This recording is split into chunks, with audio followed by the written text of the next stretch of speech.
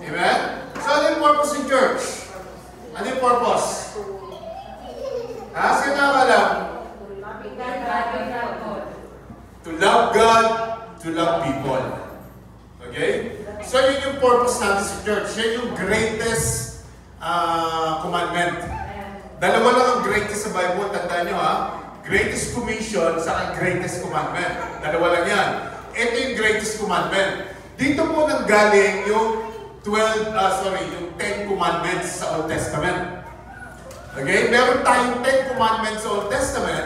Ang ginawa ni Lord, nung bumabay siya sa lupa, ginawa niya na ng dalawa. Kasi yung 10, mahirap po sundin yun. Yung 10 commandments. Ngayon, sinimplify niya, ginawa niya na ng dalawa. So kapag minahal mo ang Diyos, with all your mind, with all your heart, strength and soul, mamahalin mo din kapwa mo tao kahit na hindi siya kamahal-mahal. At kapag nagawa mo yun, yung 10 commandments, nagawa mo na. Tama? Amen. Are you with me? So, kapag may nagtanong sa inyo, ano yung purpose ng church? Yan ang sagot. Galing ka mo yan sa greatest commandment. Okay? Sa Biblia. Now, ayan yung sabi, Jesus said to him, you shall love the Lord your God with all your heart, with all your soul, with all your mind. This is the first and great commandment. And the second is like it, you shall love your neighbor as yourself. Amen? Paano mo rin mamahalin yung neighbor mo? As yourself. Kung paano mo pinamahal yung sarili mo, ganun mo mamahalin yung neighbor mo. Amen. Tama ba? Kaya may neighbor kami roon. Kahit napasaway, mahal na mahal ko yun.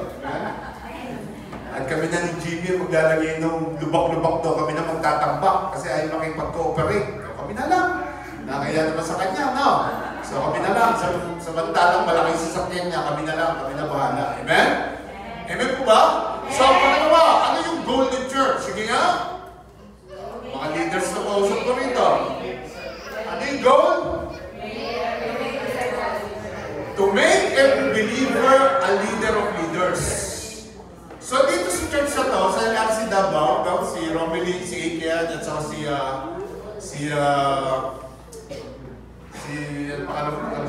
Archie! Sorry, nablamat ako. So dito, lahat kayo magiging leader one day. So, alisin natin lumang tradisyon na nag-church ka lang. Alisin natin yan. Okay? So, tapos na tayo doon sa nag-church ka lang. Pagkatapos pag-uwi mo, wala naman nangyayari. So, since ito yung pinaka-main church ng NRC, gusto ko po lahat kayo is maging leader of leaders. Amen. So, sa Abu Dhabi po, nangyayari na yan. Si Christina May, meron siyang yung anak namin, meron siyang 60 disciples na, around 60 lang, more than yata. 68 currently. So, siya yung leader ng mga leaders na. Why? Kasi doon sa cell group niya, meron ng mga cell group niya. May mga leaders na siya inilagay. So, yung goal ng church, ganun po mangyayari sa inyo. So, kung kayo yung cell group leader pala, hindi pa nangyayari yung goal. Hello? Hindi pa tayo? Ang goal ng church is lahat kayo maging leader ng mga leaders. So meaning, halimbawa kayo cell group ko, meron na rin kayo mga cell group. Leaders na rin kayo. So ang tawag sa akin, network leader na. Tama? So, yun ang goal ng church. Okay? Alam niyo po, so gusto ko sabihin sa inyo, tatandaan niyo mabuti ito, huwag niyo malilimutan ha. Yung pagkanta, yung pagda-drums, yung music team, yung intercessory, yung mga kids ministry na yan, yan po is church ministry. Amen. Hindi yan ministry ni Lord. Amen. Narinig niyo ako? Amen. Ang ministry ng Panginoon is maghawak ng tao at mag-disciple. Hindi, kasi nung panahon ni Jesus, wala naman tayo mga intercessory, may music team ba lang? Church ministry yan. Pero ang ministry ni Lord is mag-disciple talaga. Yun ang ginawa niya. Meron siya 12 disciple, tama? Amen. Matatandaan ninyo, nag-disciple siya more than 3.5 years. So, dito po sa church na to, dinidisciple natin yung mga tao. Alam ko, mahirap. Tama? Mahirap mag-disciple, tama? Lalo na sa mga lugar na ganito, na mahirap ang buhay, mahirap ang mag-disciple. Pero po, walang imposible sa Diyos. Amen. Kapag dinisay mo yan, ang pagpapala ng Diyos darating sa buhay mo. Believe me. Kasi yun ang sinabi ni Lord eh. Yan ang talagang greatest commission. Dalawa lang yan, greatest commandment and greatest commission. So, yung pag-disciple ka ng tao, mag-win ka ng soul, mag-i-invite ka ng tao, that's the purpose of the Lord sa lahat ng mga believer.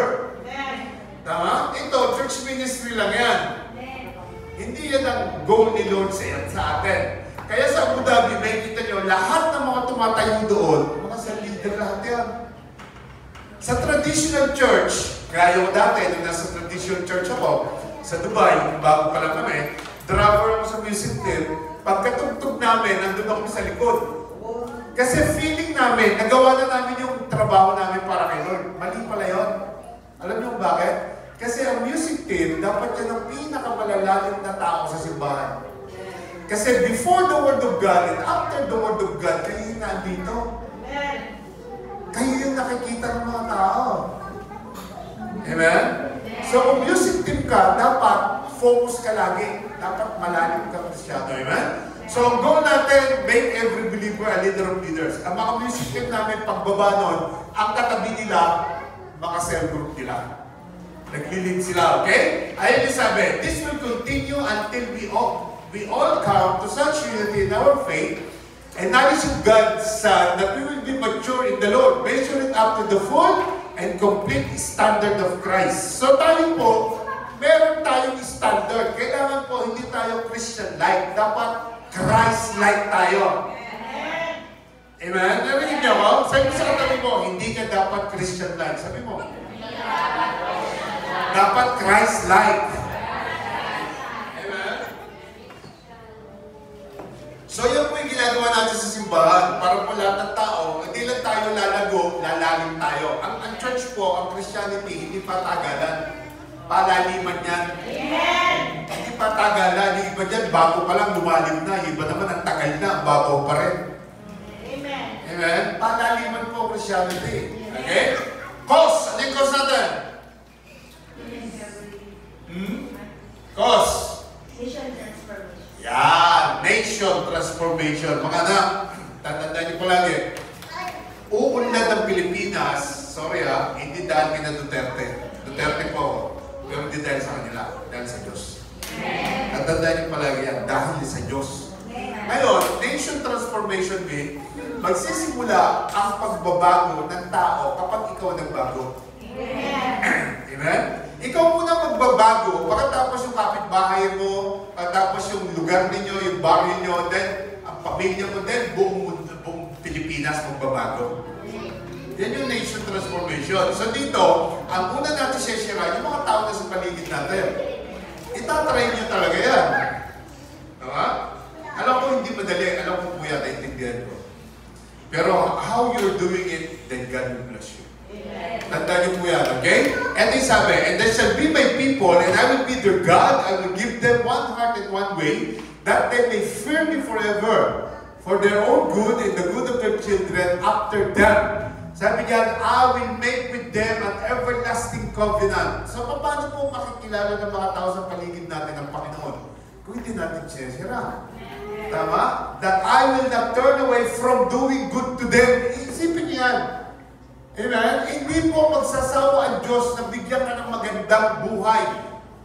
Hindi magsasawa. And I will put the fear of me in their hearts that they may not turn from me. Okay? Then, the last one, ito po yung vision. Sino rito yung tatrabaho sa mga company? Tasampay? Sige, di ba? Sabi na, anong company mo? Shopee, o. Alam niyo ba na ang bawat company pinagtatrabuhan nyo is merong vision? Ang problema lang, karamihan, hindi alam ng mga empleyado yung vision. Ngayon, sa church natin, may vision tayo. At kayo mga leader, huwag niyo po kalilimutan yung vision. To win souls and ito po yung greatest commission. Dalawa lang ang greatest, tandaan niyo At ito po, sinabi ni Jesus doon sa mga disciple niya before He ascended back to heaven.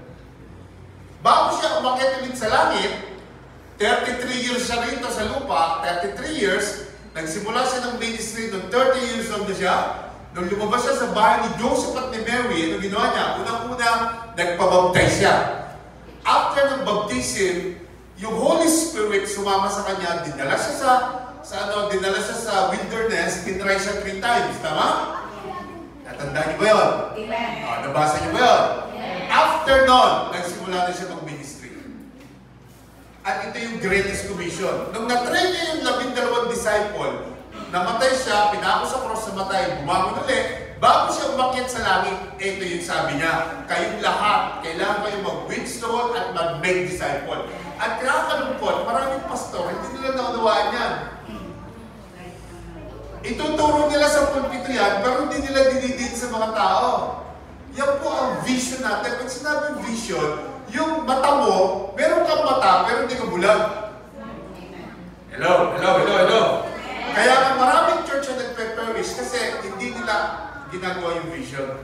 Kaya ito, God-given vision yan. Okay? So ano sabi ng Biblia? Ito yung greatest commission. Ayan o, therefore go. Sabi nyo nga, therefore go. Sige nga, pakibasa nyo nga, sabay-sabay tayo. Therefore, 1, 2, 3, go. Therefore, go and make disciples of all nations, baptizing them in the name of the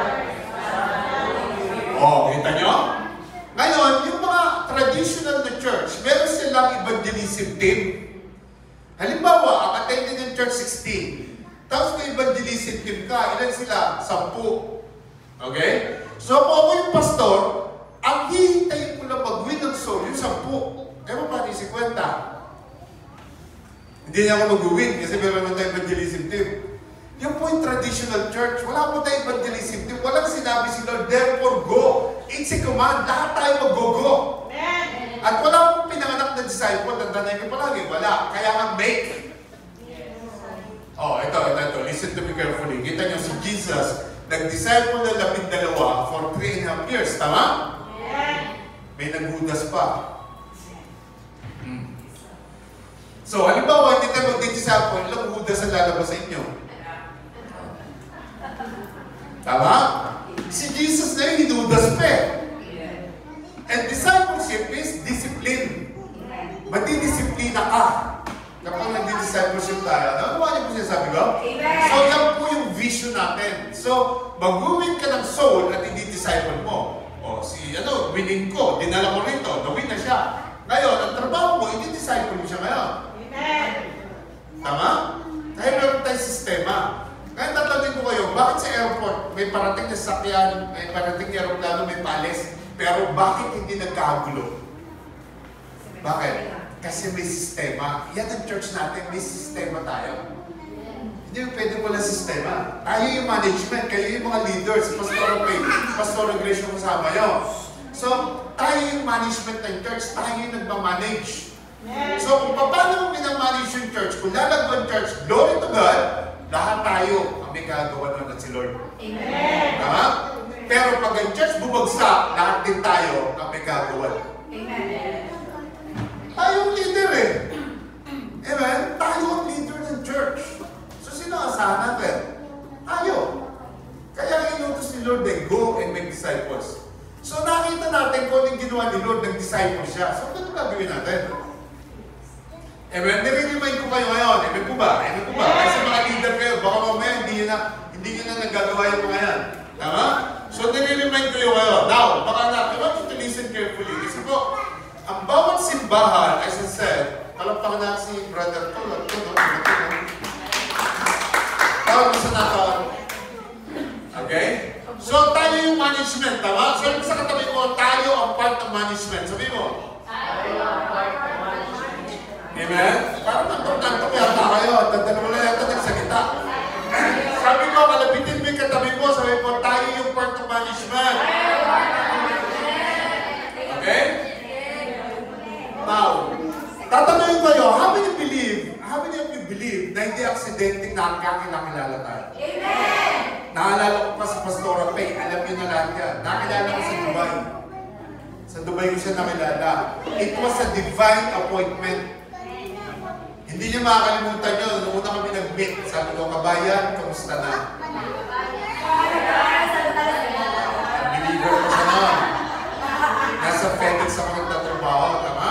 So, ang tawag doon, divine appointment. Now, tingnan niyo mabuti ha. Makinig niyo mabuti. Tingnan niyo ha. Sabi po ng Bible verse, tingnan niyo sabi ng Bible verse, for many are invited, but few are chosen. Now, gusto ko yung paliwanagan dito sa verse na to. Marami tayong ini-invite, marami naman nagpe-pray dyan, tumatanggap kay Lord. Pagkatapos na, bumalik ba? Ang purpose ni Lord, lahat ng tao magkaroon ng salvation. Lahat sila makakilala kay Jesus, tama? Pero ang problema, yung araw na yung dumating sila, hindi sila bumalik. Kaya, marami ang in-invite, bakit yun lang ang chosen? Kasi ang pagbalik, decision mo. Amen. And your decision will take you to your destiny. Kung ano yung decision mo, yun ang mag-take sa destiny mo. Tama? Amen. So, kaya ka bumalik dahil tinawag ka ni Lord. Decision mo bumalik. Tama? Kagaya yung in-invite ni Pastora Grace, si Ikea, no? Di ba? Nung bumalik siya, nung in-invite siya, pumunta siya rito, tapos nagpatuloy na sila. So, that was their decision. Amen? Kaya you are chosen kasi marami nang hindi bumalik. Ngayon, it's a privilege for you na makilala mo si Lord dahil hindi mo lang siya nakilala, binigyan ka pa ng chance na mag-serve. Mantakan mo, ang daming tao sa paligid natin hindi kilala ang Diyos. Ikaw, binigyan pa ng chance na mag-serve. Ito yung chance natin. Now, si Pastora Grace po, pag kami nagpe-pray, kasi si Pastora Grace, pag nag-pray yan, very specific. Ako in general. In general ako mag-pray. Siya specific, naalala niya lahat yung mga prayer requests. Okay, now gusto ko sabihin ganito, hindi po talaga madali ang buhay. Tama? Sino niniwala dyan? Hindi madali ang buhay. Akala niyo ba sa Abu Dhabi, yung mga tao ron hindi dumadaan ng problema? Ang dami-dami nilang problema rin doon. At sasabihin ko sa inyo, hindi kailangan pupunta ka ng abroad para masenso ka. Hindi mo kailangan yun. Kahit nandito ka, aasenso ka. Amen!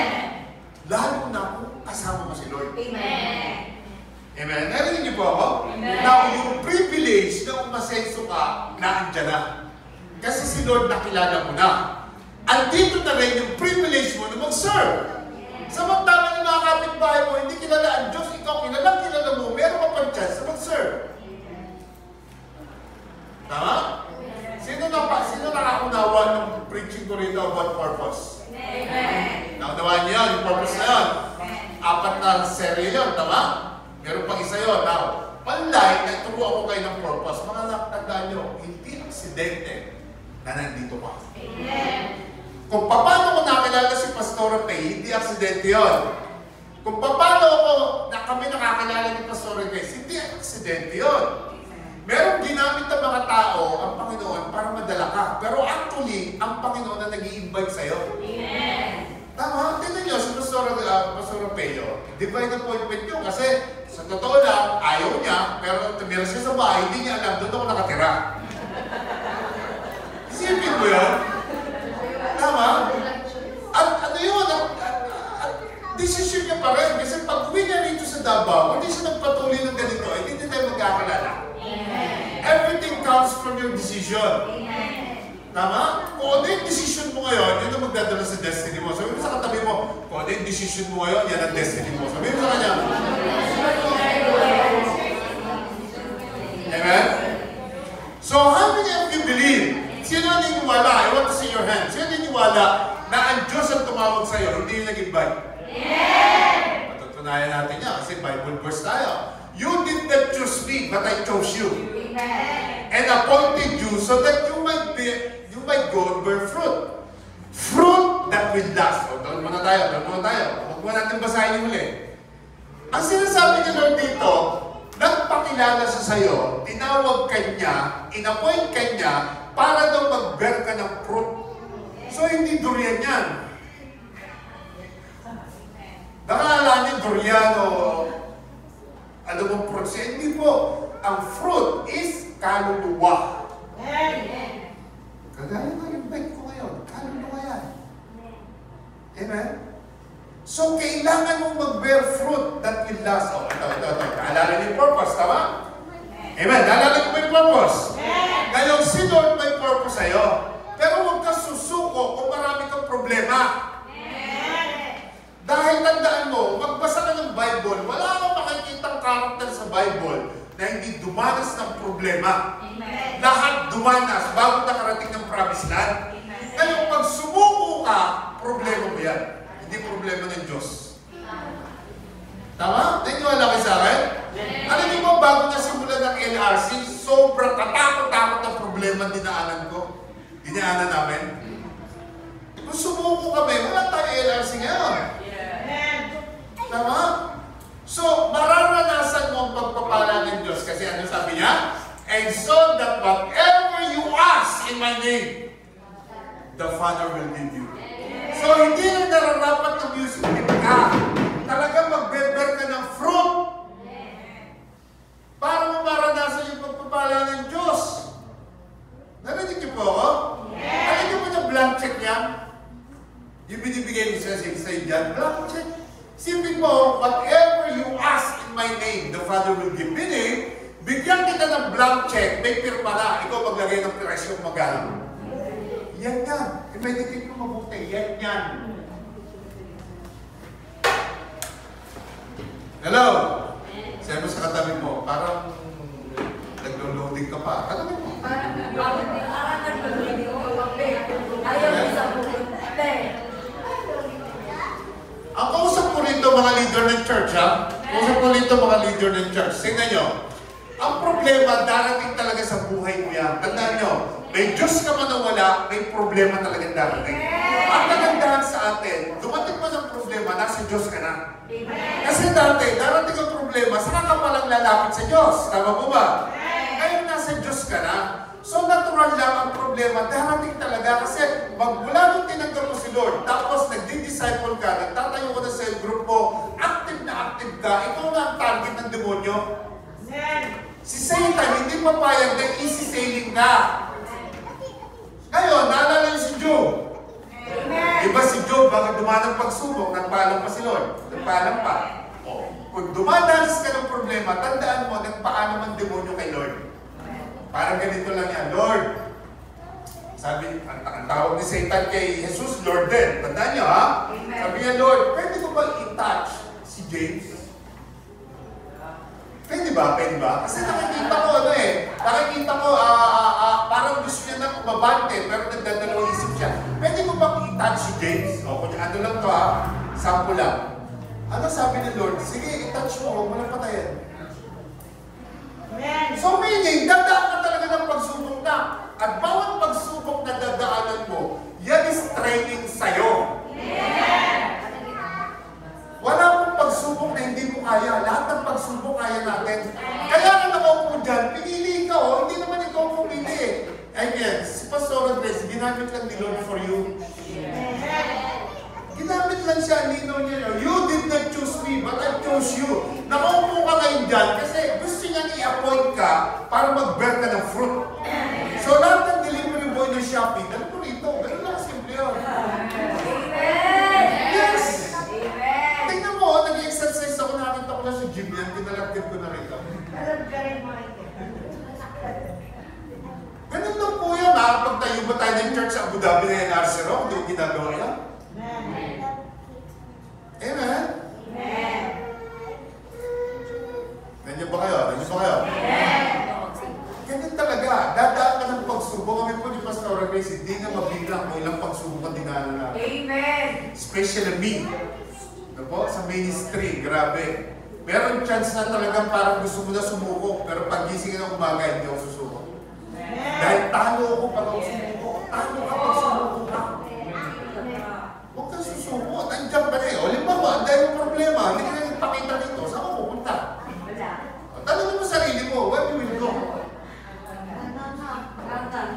Dito ka. Ito gusto kong sabihin sa inyo. Siya sabi ko lagi sa mga leader ng church daw. The more na maraming problema, the more na active ka. Amen! Amen? Kasi pag pumitaw ka, ano mangyayari sa'yo? Sinusubukan ka lang ni Satan eh. Tingnan mo si Job, lahat ng nawala, ibinalik ni Lord. Amen. Yun ang kagandahan na may Bible tayo. Nababasa mo yung nangyayari. Kaya kailangan kayo mga leader, nagbabasa. Amen. Kung di kayo magbabasa, paano ilalalim mga anak? Amen? Now, sino sa inyo nag-aabang ng breakthrough dito? Taas ang kamay sa buhay. Yung hindi nagtaas, naka-breakthrough ka na ba? Amen? So lahat tayo gusto natin ng breakthrough, tama? Tama ba ko? Now, sinabi ko rito sa inyo, ito yung blank check. bibigyan ka ni Lord ng lahat ng gusto mo in His name. Kaya nga in Jesus' name tayo nagpe-pray. Tama? Ibibigay ng God the Father sa'yo. Pero may kondisyon yan. Ayan o, kailangan mag-bear ka ng fruit. Ang fruit is soul. Ang fruit is kaluluwa. Hindi po durian yan as I said earlier. Yan po is kaluluwa. So meaning, meron pa mga kapitbahay, meron pa mga katrabaho, meron pa kaibigan, meron kang worker, kailangan dalhin nyo sa church yun. So, mas maganda ng ginagawa mo kaysa hindi. Eh, pastor, maraming beses ko na tinry eh, pero ayaw mo sumama eh. At least, ginawa mo yung part mo. Eh, kung di mo ginawa. Alam ni Lord yun. Alam ni Lord na mag-design ka. Alam niyo po ba, minsan napag-usapan namin ni Grace, parang maliit na yung venue natin, tumanda na sila. Walang problema yan. Pwede kayo mag-first service, second, third service. Sarili nyo to. Pwede pa kayo mag-big service. Kami hindi na yung magawa yun. Kasi mahal, magtapos 32,000 kami every Friday, pesos. 32,000 ang upa namin every Friday. Sipin mo yun. Every Friday hindi isang buwan. Ngayon, kung mag-midweek service pa kami, hindi another 32,000 yun. Tama? Eh kayo, sarili nyo itong venue. Kahit ilang beses kayo bumalik dito, okay lang. Prayer meeting namin online kasi pag nag-venue kami, 32,000 na naman yun. Tama? Learn nyo? So, opportunity na sa inyo lahat. Okay? So, everybody wants breakthrough. Ngayon, tingnan nyo ha. Ang sabi ko rito, gusto mo ba ng breakthrough? Dapat open mo yung eyes mo, spiritual eyes mo sa vision. Nakata yung John 15:16? I didn't choose you. Oh, sorry. You didn't choose me. I'm the one pumili sa'yo. Inappoint kita. Para lahat ng gusto mo sa buhay mangyari. Bible verse po yun. Gusto mo magkaroon ng sariling bahay? Gawin mo yung vision ni Lord. Amen. Greatest commission yun. Gusto mo magkaroon ng magandang sasakyan? Gawin mo yung vision ni Lord. Amen? Ganun lang po simple. Amen po ba? Kasi nasa church ka na eh. Nandito ko sa church na ginagawa natin vision eh. Tama? Amen? Amen! Alam niyo po, hindi ko po ito pinagyayabang. Ang pinagyayabang ko si Lord, hindi ako, ha? Si Lord ang pinagyayabang ko. 2017, hindi na ako OFW. Alam niyo ba yan? Hindi ako OFW. 2017, full-time na ako sa Abu Dhabi. Kumbaga, hinahamig na namin yung biyaya na binibigay ni Lord sa buhay namin. Hindi mo na ako tatrabaho ron eh. Church lang ginagawa ko eh. At ang visa ko, priest. Maraming gustong tanggalin yung visa na yan. Walang sila nanalo. Nagkakasal ako to, nagme-marriage counseling. Yun ang ginagawa ko. Nagpapatakbo ng church. Tapos nagdi-disciple ng mga pusa. Dami namin pusa eh. Namulot si Pastor Grace. Ito gagawin ko. Yun ang di-disciple ko, yung mga pusa. O, kita niyo ha, kung hindi ko ginawa yung mga bagay na yun, kasi sa Indian, aahingin mo lahat yan. Amen. Makakarating ka doon sa promise land. Darating ka roon, maniwala kayo sa akin. Nakaranasan namin yan, buhay na patuto kami. Security guard lang na dumating ko sa UAE, isipin mo yun. Kayo nag-aaral ako high school lang. Tama? Maraming pagsubok, pero pagsubok mo katalo ka. Ngayon, para makamit mo, yung sinasabi na pagpapala ng Diyos, open mo yung spiritualist mo sa vision na ginagawa natin. Win! Win! Napakaraming tao dyan. Si Jesus namatay hindi lang para sa iyo, sa lahat ng tao sa Davao, sa buong mundo. Amen. Kahit na anong lahi, doon namatay si Jesus. Ngayon, kung hindi ka, kung ikaw na tinawag ni Lord, hindi mo rin mag-share, ano mangyayari sa atin? Paano kung magpapalain ng Diyos? Samantalang kapag ginawa mo yun, ang Diyos, ina-arrange na yung para sa buhay mo. Alam mo ba nung kainitan ko lali? Noong pa, wala pang ilarsin. Nasa Las Piñas kami nakatira, may kotse ako na second hand doon, nasira. Pinaayos ko. Sabi sa akin ng may-ari, sir, balikan nyo na lang po kumain gabi. Kasi di ba pagdating ko ng gabi, bumili ako ng mga tinapay, pandesal, palaman, soft drinks. May dala akong laptop at sa projector. Sinira ko lahat yung buong shop. Gawain ko yan! Gawain ko yan! Basta may kaluluwa, gusto kong dalhin sa church yan.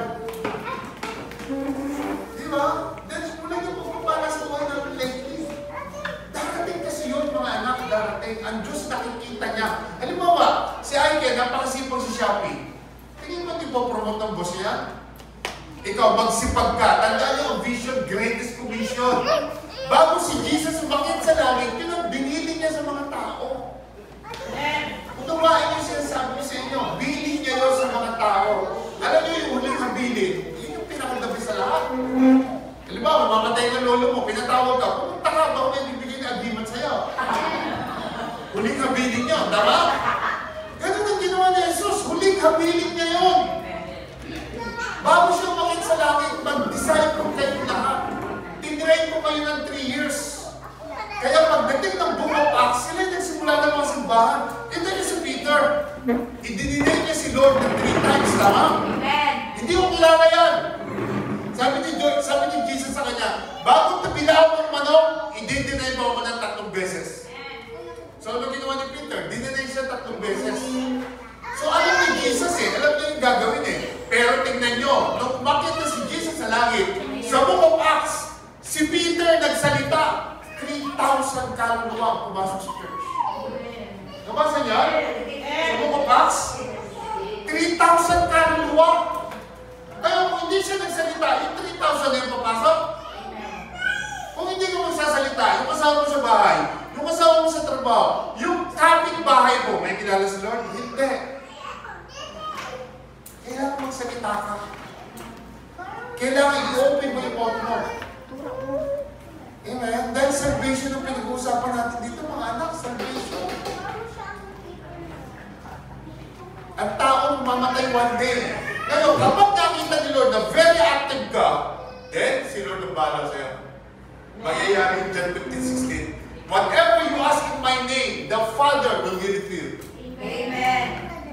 Napakalino ng word of God yun. Now, first and foremost, ito po maintindihan nyo that God has original plan for us. Ito po yung creation. At sabi ni Lord, that God blessed them. Sino yun? Si Adam at si Eve. At sabi niya, and God said to them, be fruitful and multiply. Fill the earth and subdue it. Have dominion over the fish of the sea, over the birds of the air, and over every living thing that moves on the earth. Meaning, ang original na plano talaga ni Lord, maging fruitful ka. Kung matagal ka ng Christian, kahit na isa, wala ka nang win, ano mangyayari sa'yo?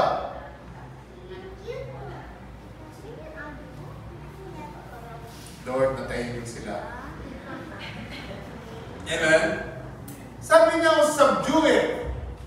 Sabi niya, have dominion. Pag sinabing dominion, ang original na plano ni Lord, tayo ang mag-ahari sa mundo. Naloko lang sila ng demonyo.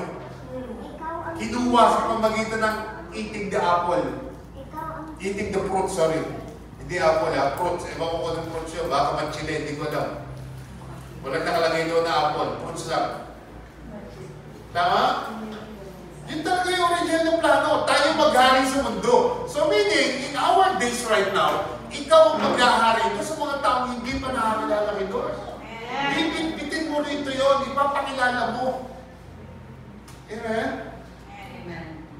Alam niyo po ba yung mag-aasawa doon sa Abu Dhabi? Grabe ang mga effort ng mga yun. Mag-aasawa sila. Mahahalin talaga.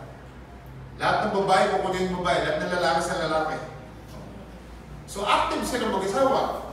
So dito, gagawin nyo rin yun. Hindi mo pwedeng doon lang. Pinapaliwanag ko sa inyo, mga anak. Hindi ko alam, baka after 2-3 years, mag-i-stay na ako dito, babalik-balik lang ako. Kaya pinaprepare ko kayo. Kasi pag nandito na ako pwersa talaga kayo. Kaya ngayon pala, gawin mo na. Kasi kayo mga leader ng church Amen? Amen po ba? Nandiyan po ba kayo? Okay, now, how many of you knows Helen Keller? Amen. Yeah, amen lang na, amen para mabilis, okay? She was an American author, disability rights advocate, political activist and lecturer. She was famous in one quote. And sabi niya, ay si Helen Keller, sabi niya, better to be blind and to see with your heart than to have 2 good eyes and see nothing. Para meditate lang yan. Ang pinaka-worst thing na mangyayari sa tao is yung bulag ka, pero may mata ka naman. Ano ibig sabihin? Wala kang vision. Hindi mo nakikita yung plano ng Lord sa buhay mo. Ang sabi rito, Helen Keller uses blindness to emphasize how unfair it is to have sight but no vision.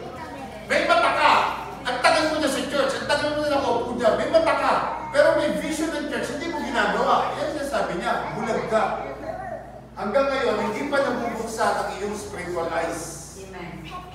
Tama? Amen. Amen po ba? Look at me everybody. Alam niyo po ba na 35 years ako doon sa lumang faith? 35 years ako, Roman Catholic, 35 years. Na hindi ko narinig yung mga message na ganyan. Nagsisimba lang ako, labas-pasok. Ano nangyayari sa buhay namin? Tama? Ngayon na, andito ka na, nagpakilala na si Lord. Huwag mo nang wardi-wardin. Gawin mo na. Mag-decide ka talaga. At gagawin mo yon hindi dahil naghihintay ka na kapalit. Gagawin mo yon kasi mahal mo siya. Tama? Di ba pag boyfriend, girlfriend pa lang, lahat gagawin mo. Tama? Kahit na wala kang pera, mangungutang ka, birthday eh. Kasi monthsary. So, ganun din. Mahal ka ng Diyos. Mahal mo ang Diyos. Gawin mo lahat para sa kanya mga anak. Ganun lang po simple yun. Amen? Dati na tayo nagsisimba. Ang sabi natin, Christian kami. Dati na tayo Christian, pero wala tayong ginagawa. Ngayon, tapos na tayo sa Christianity ngayon. Na nakaupo lang. Gawin mo yung part mo. And see what the Lord will do in your life. Ako na po magsasabi sa inyo yan. May gagawin ng Diyos sa buhay mo. Gawin mo lang yung greatest commission. Gawin mo lang. Kalabitin mo yung katabi mo sa iyo para ikaw yata ang topic tonight. Sabi mo.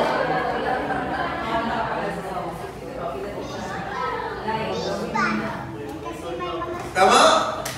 Ano ibig sabihin dito? Having the ability to see, but choosing not to live life to the fullest is worse than being blind.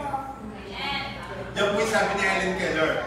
Meron kang pagkakataon na gawin. Kaya kung dinidisin ito, meron kang pagkakataon gawin. Pero dahil narinig mo ngayon, excited ka, pag uwi mo sa bahay, nakalimutan mo lahat, then you are living worse than being blind.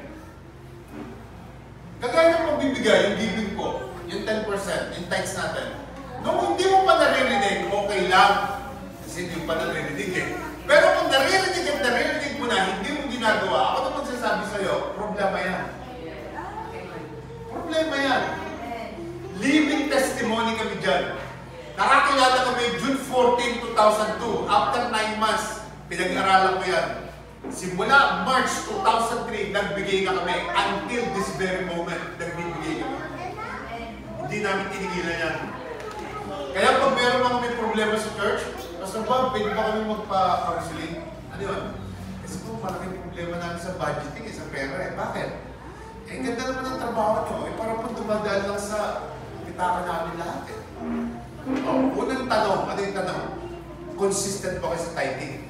Hindi po. O, yun na, tapos na ang counseling. Yan ang sagot. Yun lang po ang sagot. Kasi naririnig mo na eh. Pero ini-ignore mo eh. Alam niyo po, sa NRC Live yung sinasabi to, tinuturo natin weekly tithing, pero wala nakatayo doon. Para tanongin ka, oy, nag-tithes ka ba? Hindi ka pwede lumabas kung hindi ka nag-tithes. Meron ba nakatayo sa pinto? Wala! Pero sinasabi namin sa inyo para ma-bless ang buhay nyo. Kaya kung hindi mo ginagawa, yun ang problema mo. Malaking problema mo yan. Blind ka sa katotohanan. Alam mo ba nung nag-full time ako nung 2017, nung binibigyan na ako ng allowance ng church, ang sabi ko, yung 10% ilagay niyo dyan. Ay, tayo ba hindi na kailangan yan? Kasi po, biblically, nakasulat na yan po ay galing na sa tithes ng church. Binibigyan na namin sa inyo kasi allowance siya. Huwag na po kayo mag-tithes. Sabi ko, ano sabi ko? Bakit marunong ka pa sa akin? Amen? Tingnan nyo, pag ako na allowance doon, yung 10% bibigay ko. Pagdating dito kay Grace, yung 10% bibigay ko makita. Alam niyo yan? Kasi naunawaan ko na yung giving, ang magbabago ng buhay namin.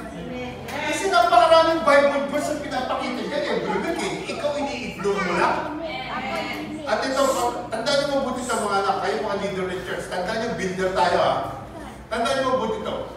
Kung kailan kahirap-hirap, doon mo magbigay. Tandaan yan. Kung kailan ka walang-wala, doon ka magbigay. Purbahan niyo yung sinasabi ko. Yung hirap na hirap ka, yung wala ka talagang pero magbibigay ka pa rin. Tingnan yan. Kasi po ang giving is sacrifices. Ano yung mangyayari sa'yo after mo mag-give? Naalala yung widow? Amen. Si Jesus nakaupo doon sa tabi ng box. Nagbigay yung widow ng 2 pesos. Parang 2 pesos. Tapos yung iba nagbigay ng 5,000. Ang sabi ni Lord, alin ka kayo mga disciple? Alam niyo ba na mas gustong-gusto ng langit yung nagbigay ng 2 pesos?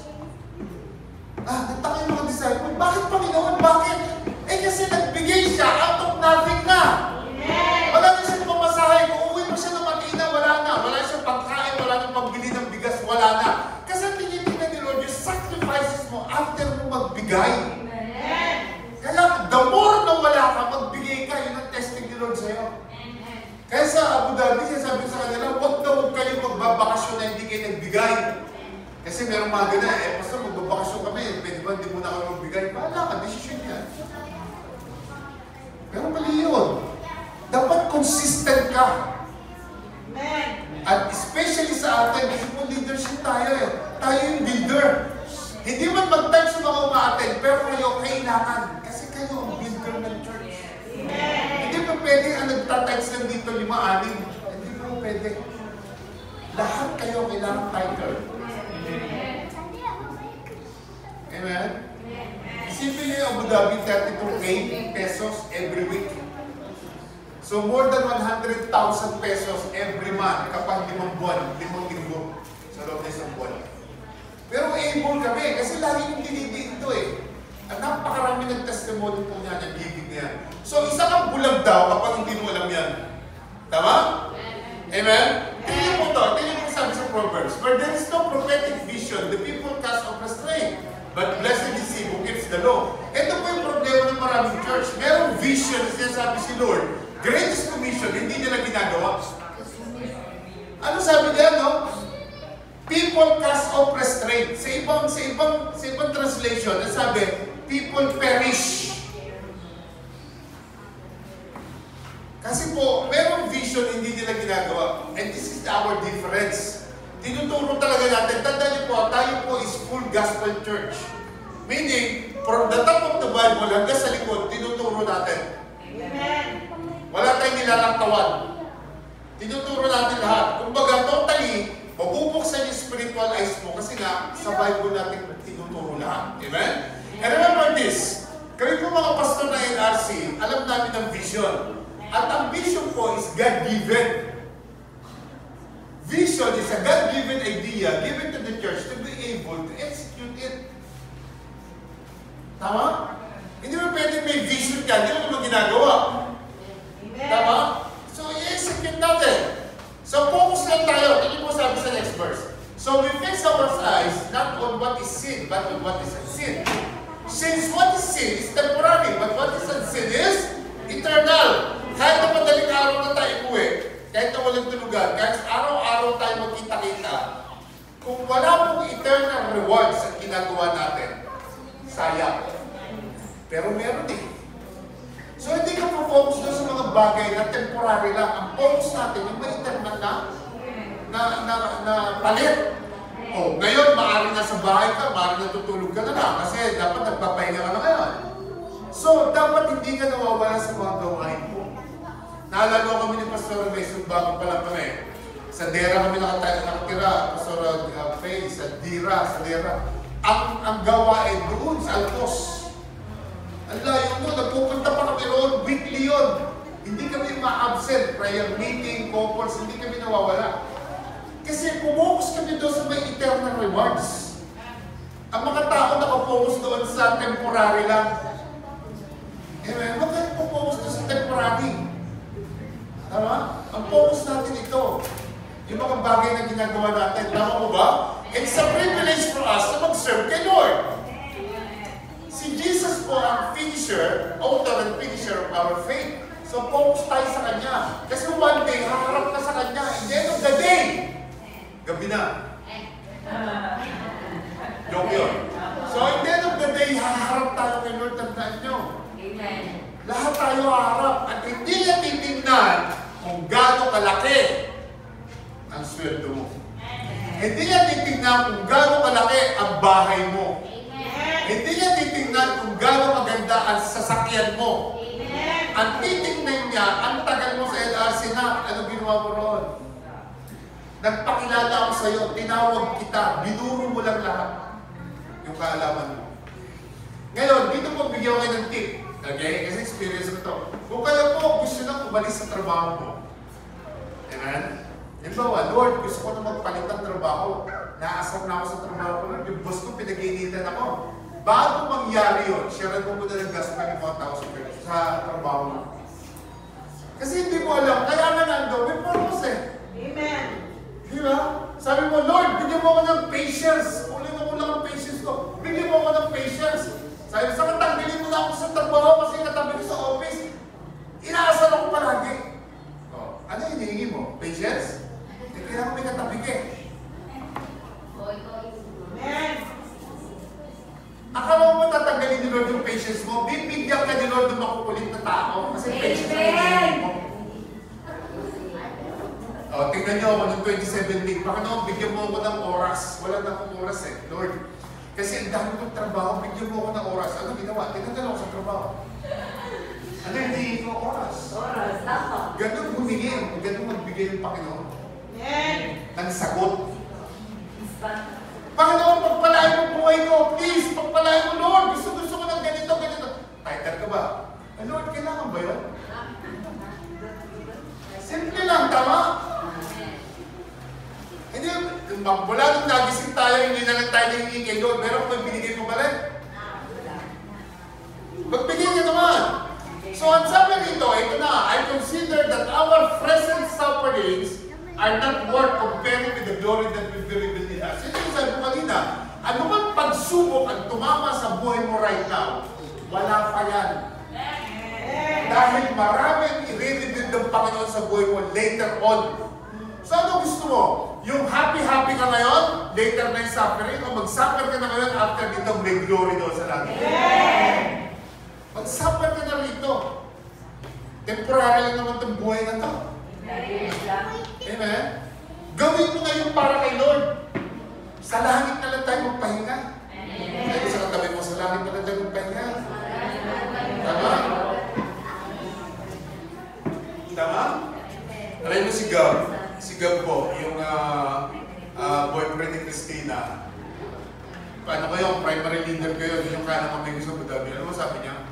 Isang bagay lang ang hindi ko kokopyahin kay Pastor. Isa lang. Ano yun? Yung hindi na nagpapahinga.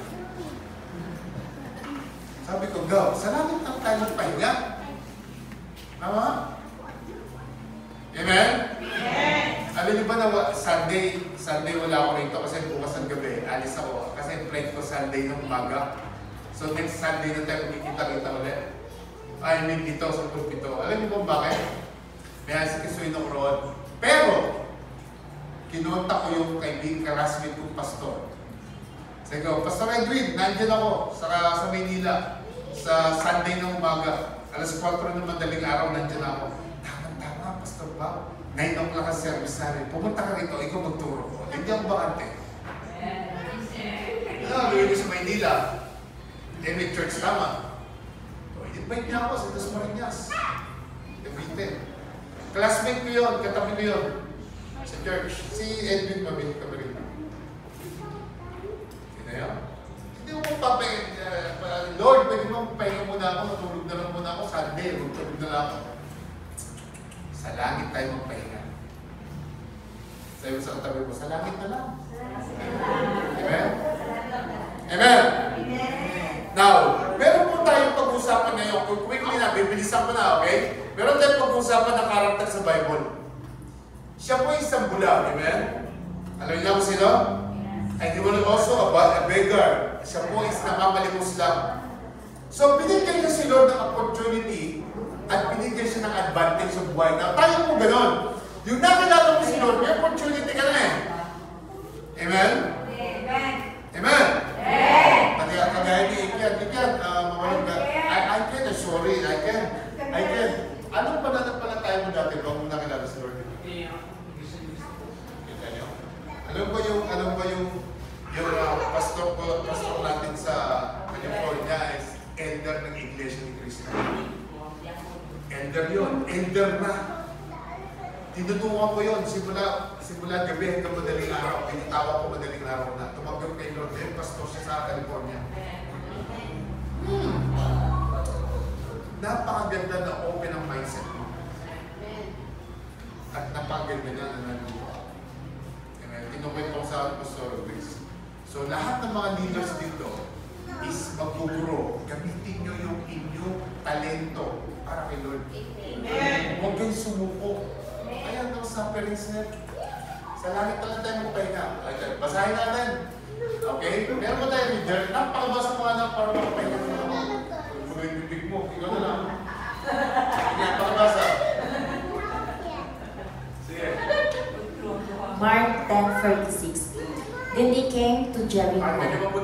As Jesus and his disciples, together with a large crowd, were leaving the city, a blind man,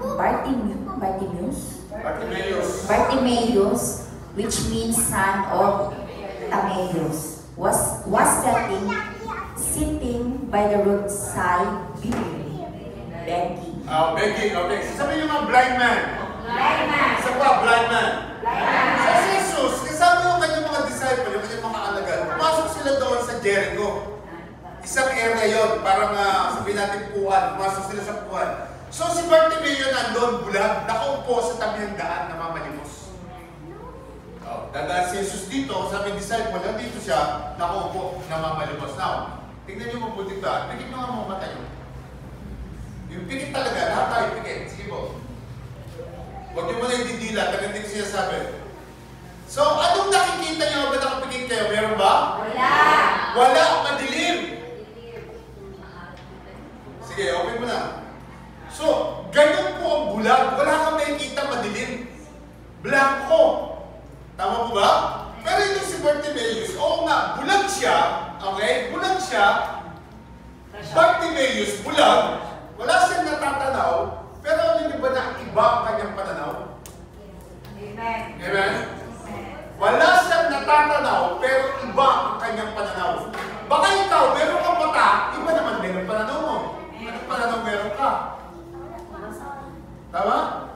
Bulag po yan from birth. Dinadala siya doon sa kalye, inuupo siya roon para lang mamalimos. Wala siya nakikita. So kung nakapikit yung mata mo kanina, wala ka nakikita, ganun siya. Daily, ganun na nararamdaman niya. Kasi nga bulag siya from birth. One day, ang gusto niya lang makakita one day. Amen? Yung pananaw niya, breakthrough, one day, bumalik yung kanyang paningin. Yun yung gusto niya mangyari. Amen? So, tanong ko kanina sa inyo, how many of you wants to have breakthrough? Lahat tayo, tama? So, if you want to have breakthrough, you need to continue. Number one, at sabi rito, our vision breaks our reasons. So, may vision tayo. May vision tayo sa church. Umatin ka ng church na andyan ka na. Ngayon, i-break niya. Yung bibigyan ka ni Lord ng breakthrough kapag yung mga reason mo, inalis mo na sa katawan mo. O, meron tayong meeting, hindi mo na makakarating. Ngayon yung mga tirada ni Christina May sa kanyang cell group. May cell group, hindi makakarating. Bakit may sipon? Sabi ko, bakit? Yung bang sipon, yung bang ilong naglalakad?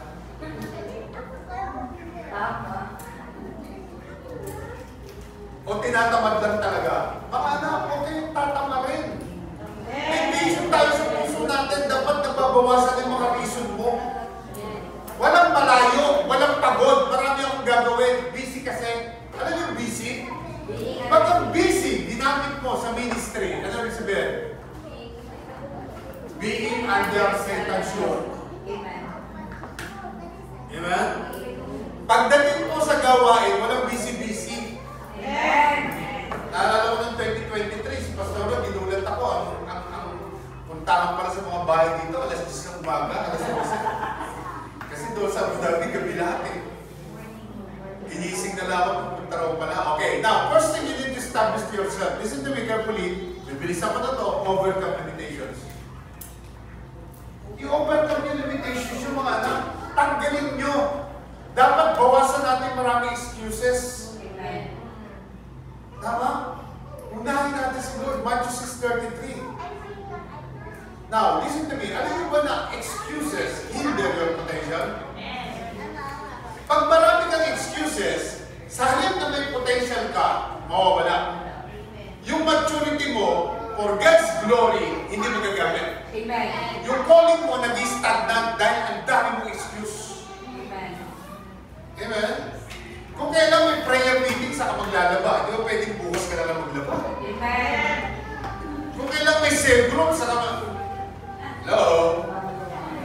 Yung calling mo, na-stagnant dahil ang dami mong excuses. Dapat po, yung malayo, lumalapit. Amen. Tama? Ang layo ng church center, ang layo ng cell group ko eh. Kailangan malapit yan. Dapat yung nakakapagod, nakaka-excite. Amen. Pagod na ako eh. Hindi, kailangan exciting ka lagi. Dapat yung busy ka, maraming gagawin, natututunan mong i-manage ang oras mo. Amen. Amen? Time management po. Si Jesus nga, nagpapako sa krus, wala naman sinabing busy siya. Tama po ba? Amen. Kasi kung kailan may cell group, doon maglalaba. Kung kailan may training, doon magkukula. Kung kailan may gawain, doon mamamalansya. Amen? Amen. Tama mo ba? Ako, ganyan-ganyan. Huwag po natin gawin yan. Huwag po natin gamitin excuse kapag may gawain. Sabi mo sa katabi mo, overcome your limitations. Overcome your limitations. Humingi ka ng breakthrough kay Lord, tanggalin mo yung excuses na yan. Number 2, conquer hindrances. Amen. Si Bartimaeus po, kahit na bulag, hindi nagiging hindrance sa kanya yung be in the road daily to beg. Tama? Bulag siya, pero daily andun siya, namamalimos. Kinonquer niya yung hindrances. Kahit hindi siya nakakita, andun siya, daily routine niya na yun. So yung pananampalataya natin, dahil may vision ka na, hindi ka na spiritually blind, dapat po hindi naging hindrance ang gawain ng Lord. Tama? Importante po yan. Kailangan natin labanan ng mga bagay na nakakapigil sa ating paglabog. Amen. At marami yan. Unang-una yung katamaran. Yan yung unang-una. Bakit? Kasi maraming daily activities na hindi mo nilalagay sa tamang management. Tama? Pag may gawain, iwanan mo yun. Punta mo na lang sa gawain. Amen? I never imagine po na magiging pastor ako. I never imagined that in my life. Hindi lang ako nawala at nag-take note ako lagi. Kahit sa pulpito, may nagtuturo, tinitake note ko. Doon po ako lumago. Ano po? Mga kaibigan, lalo na kung bago pa lang, huwag ka magpapapigil na pumunta sa isang lugar na may gawain kasi lang meron na yaman sa'yo. Huwag mo gagawin yun. Halimbawa, yung classmate mo, nagpunta sa'yo, okay, punta tayo sa Sunday sa ay, hindi mo pwede, may church ko eh. I'm so sorry. Sumama ko muna sa church, saka tayo pupunta doon sa pupunta natin. Huwag po kayo papapigil. Kaya simula tonight, we need to conquer those hindrances. Sabi mo sa katabi mo, pagtagumpayan mo ang lahat ng hadlang. Sabi mo, number 3, kung gusto mo ng breakthrough, ignore the distraction. Humingi ka ng breakthrough kay Lord, overcome yung limitation mo, i-conquer mo yung hindrances, ignore mo yung distraction. Si Bartimaeus po, maraming kumukontra sa kanya, pero hindi niya pinapansin. Dahil iba ang kanyang pananaw. Kahit wala siyang natatanaw, iba ang kanyang pananaw. Amen? Mga anak, you must remember that God has a mighty plan for your life. Meron siyang magandang plano, and the enemy will not stop sending you distraction. Ano unang distraction? Ano yun? Pera. Distraction yan. Amen? Huwag niyo pong gawin distraction ng pera. Kasi ang pera, kinikita yan, nawawala, bumabalik, nawawala. Amen? So for you to walk in God's plan and receive the victory, yung mga distraction, i-ignore mo. Dumating ka pag may gawain. Ano pa? Issue sa family. Ang dami niyan. Sa mga mahal sa buhay, sa trabaho, sa ating kalusugan, lalo na sa financial na pangailangan po, yan yung mga distraction. Now, sometimes, inaalaw ni Lord na mangyari sa iyo mga distraction na yan to test you. Amen? Para makita yung tunay ng pananampalataya mo. Di ba? Sabi ko rin sa inyo, magpapaalam yan kay Lord. Lord, pwede ko ba i-touch si Tonton? Pwede. Huwag mo lang hayaan pagkasakit. Sige, i-touch mo. So, nagpaalam. Ngayon si Lord, nakikita niya yung paano mo ginagawa ng paraan, yung trial sa pinagdadaanan mo. Pag nakita niya sumuko ka, di talo ka. Tama? Ignore mo lang yung mga distraction na yan. Ibigay mo lahat kay Lord. Kaya nga siya ang Diyos eh. Pag pinag-pray mo, Lord, inyo na to. Lord, may problema ako sa pera. Inyo na yan, Lord. O, matulog ka na naman hindi. Ibinigay mo na kay Lord. Iyak ka pa. Balik-balik. Nasaan yung faith? Forsaking all, I trust Him. Faith. F-A-I-T-H. Forsaking all, I trust Him. Pag sinabi mo may faith ka, magtiwala ka. Because faith, fear is the opposite of faith. Kapag may takot ka, wala akong faith. Tama? Sabi mo sa tabi mo, ignore mo lang ang mga distraction. Para makarating ka sa iyong promotion. Sabi mo, Diyos ko mo lang, para ka antok na antok. Talabitin mo yung tabi mo. Sabi mo sa kanya, ignore mo ang mga distraction.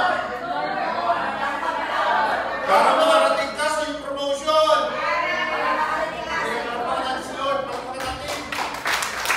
Okay, next verse. Ano ba sa next verse? Mark chapter 10, verse 47 to 48. When he heard that it was Jesus of Nazareth, he began to shout, Jesus, Son of David, have mercy on me. Many rebuked him and told him to be quiet, but he shouted all the more, Son of David, have mercy on me. Okay, so listen to me carefully. Listen to me, okay? Imagine with me. So, bulag ako, wala ko nakikita. Okay, bulag. Bulag ako, wala ko nakikita. Pero narinig ko na si Jesus dadaan.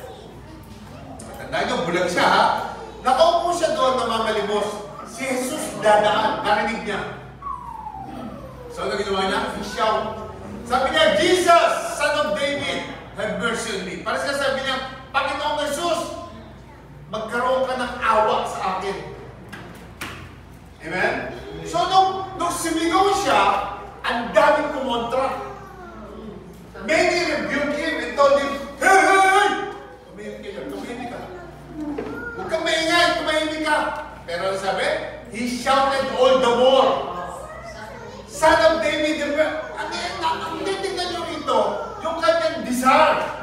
Kasi gusto niya makakita. Alam niya si Jesus ang magbibigay yun sa kanya. Tama? Imagine niyo yung sitwasyon, bulag to, from birth. At ang mabigat no, kung nakumo ko rito, saan magagaling si Jesus? Doon ba magagaling? Doon. Basta ako sisigaw. Sinabi sa kanya, huwag kang maingay. Oh, lalo pa siya sumigaw. So, paano sigaw niyan? Ha? Paano? Ikaw ba yan? Hindi gano'n. Hindi ko pa narinig ni Jesus pag gano'n sigaw mo. Ganito sigaw niya, no? Jesus! Son of David, have mercy on me. Ganon. Hindi ka mapapansin kung wala kang effort. Tandaan nyo, hindi ka mapapansin ni Lord kung hindi ka nag-e-effort sa calling mo.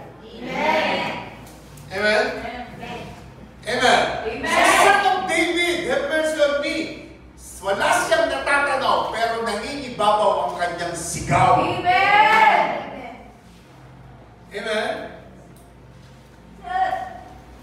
Tama mo ba?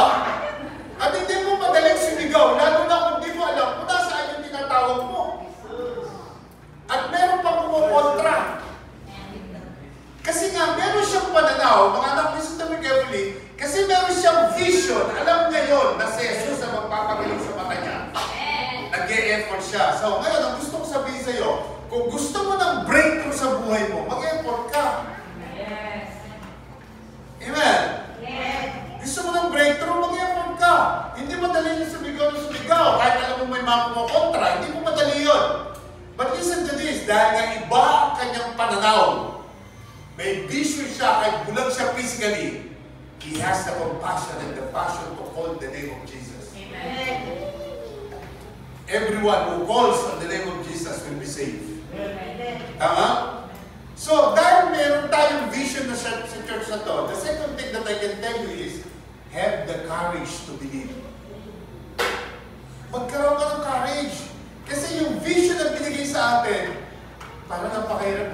So, magkaroon ka ng courage to believe. Listen to this. Si Bartimaeus po, alam niya na si Jesus, dadaan. Tinawag niya yung pangalan ni Jesus, believing that Jesus can do something about the situation. Tama? So ikaw, gusto mo mag-open a cell group, gusto mo mag-invite ng tao, maniwala ka na magkakaroon ka ng mga tao na madadala sa church. Meron kang courage to believe. Remember this, tandaan niyo po mabuti. Pag ikaw naniwala na ang Diyos is may ibibigay sa'yo, tandaan niyo ha, mangyayari yan. Kasi makikita yung compassion mo. Amen? Amen. At alam naman natin na pag may gawin ka, not by your own strength eh. Hindi by your academic qualification. At bang academic qualification na meron ako? Amen? Alam niyo po, napakaraming nag-aral ng Bible school. Hindi makapagbuo ng church. Kasi nung graduate sila ng Bible school, ang dala nila school, yung Bible iniwan. Oy, graduate ako sa sa US, nag-aaral ako doon. Saan? Sa US. Doon ako nag-aaral ng Bible school eh. Ang dala-dala yung school, iniwan yung Bible. Nandiyan ba tayo? Narinig niyo po, kaya delikado kapag ganun mga gumagraduate. Hindi niyo po kailangan na mag-aral para na makapagtayo ng gawain ng Panginoon. Hindi niyo kailangan yan. Kung ikaw marites, gamitin mo na magkamarites mo. Kung ikaw chismosa, gamitin mo. Kung chismosa ka, gamitin mo. Si Jesus ang chismis mo. Sigurado yan. Remember this. Ang Panginoon po, pag nakita may heart ka, pero kung courage to believe na kaya mo, sasamahan ka niya. Sasamahan ka ng Panginoon. Amen? Yan po sabi po sa book of James. Sabi niya, consider it pure joy, my brothers and sisters, whenever you face trials of many kinds, because you know that the testing of your faith produces perseverance. So, pinadadaan ka ni Lord, inaalaw niya dumaan ka sa maraming pagsubok kasi perseverance yan. Alam niya na diyan ka tatatag, kaya po dahil sinasabi, listen to me carefully, pag maraming pagsubok, ganito, Panginoon, thank you sa vitamins. Amen. Huwag kang mag-complain. Huwag mo sabihin, Lord, napakasipag mo naman sa ministry, ba't ang dami ng problema? Huwag kang mag-complain. Dahil para sa iyo yun, ang gusto ni Lord, ikaw ay mag-face ng trials of many kinds. Ano yun? Pera, pamilya, sakit, lahat ka, many kinds nga eh. Why? Because you know that the testing of your faith produces perseverance. Tama? Tandaan niyo po, hindi ka tatatag kapag walang pagsubok. Ang ginto, paano tumatatag? Hindi na. Paano? Pinadadaan sa apoy, tama? So tingin mo, tatatag ka, hindi ka nadaan sa apoy. Ito experience ko lang sobrang dami pong pagsubok na dinaanan ko personally. Kaya ni Grace, ako po lalo na ako. Kasi ako yung pastor ng church talaga. Tingnan niyo po, sa dami ng pagsubok, ini-ignore ko lang lahat yan. Kaya ang demonyo, nagsawa. Ano mo sabi ng mga demonyito? Sabi ng isang time, boss, wala na akong mapala rito. Ano nung testing na yung binigay ko rito? Napakatatag eh. Sabi ni Satan, iwan nyo na yan. Wala tayong papala dyan. Doon sa iba. Tama? Naintindihan niyo po? Kasi pag ikaw bumigay at nanghina ka, ang sabi ni Satan, Lord, tingnan mo itong tao mo ito. Pag nag-worship yan, dalawang kamay pa. Pero tingnan mo, nadali lang yung sweldo, nag-iiyak na. Ang tanong, gano'ng katagal nadali yung sweldo? 3 oras.